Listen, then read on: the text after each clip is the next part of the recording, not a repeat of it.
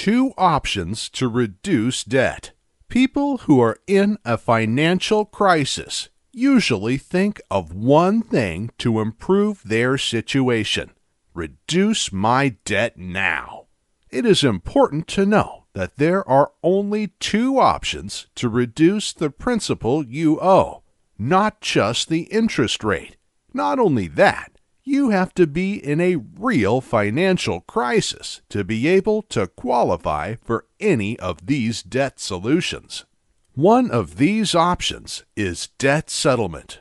This is the program that is most associated with the words debt reduction. The whole idea is to convince the creditor that you cannot afford to pay the whole debt that you still owe. This can be demonstrated by defaulting on your payments when you suffer a job loss, go through a divorce, or have extraordinary medical bills.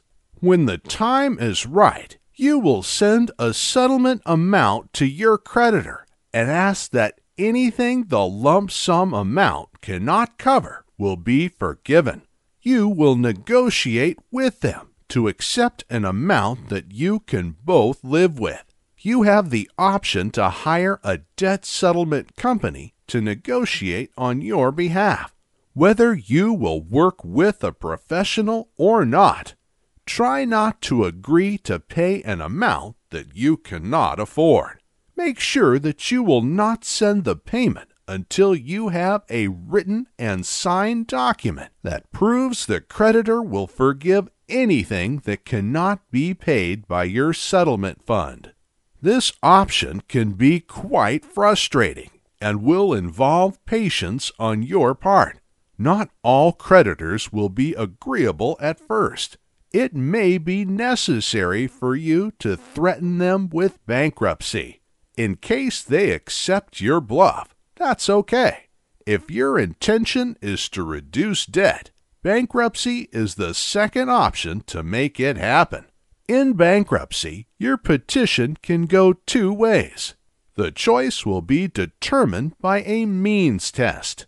One is a Chapter 7 bankruptcy, wherein your personal assets that are not exempt will be liquidated, and the money from that will be sent to your creditors.